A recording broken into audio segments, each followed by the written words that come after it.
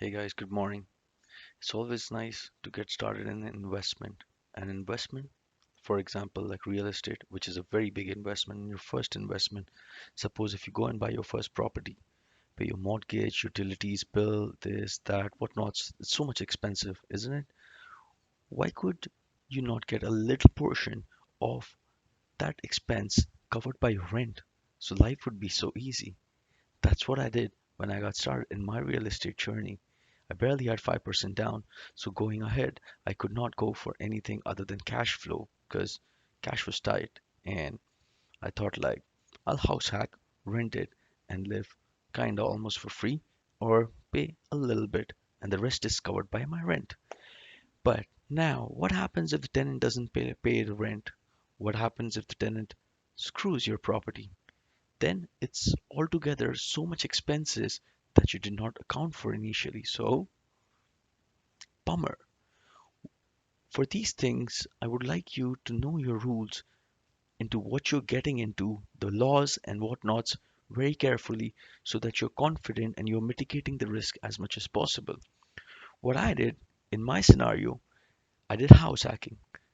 What's house hacking? So basically, I rented one of the rooms in my house, which is one unit in a single family home. I rented one of the rooms to a couple tenants and gained some rent from there.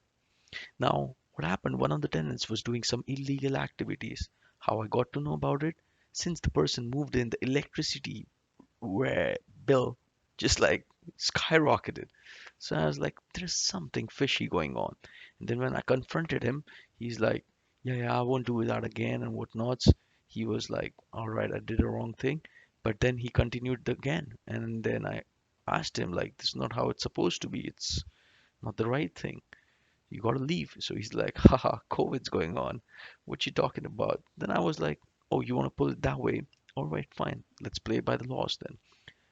Less did he know that although the landlord tenant board was closed, so I could not file anything against this tenant at the LTB, which is the governing body which incorporates rules and laws between landlord and tenant. So during COVID, it's closed. So he thought like he'll get over it and it won't be an issue. But this was my primary home.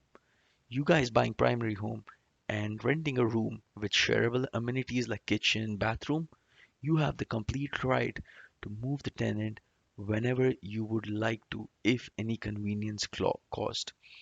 This is according to the section 5, part 2A of the Residential Tenancy Agreement Act by RTA. Uh, if you go through that law, then you're allowed to remove them legally without any issues. So I did that. I did the calls to respective people, and within 2 days, they were gone. The cops came over thrice within a span of 24 hours, 2 p.m., 7 p.m., 2 a.m. But at the end of the day, they were out. I'm safe, and I'm still gaining rent money, and I'm house hacking, almost living for free. Actually, I'm getting paid to live over there. So, smart moves, guys. Just be careful, know your laws, know the people around in your community, and you can go way, way ahead. Boom.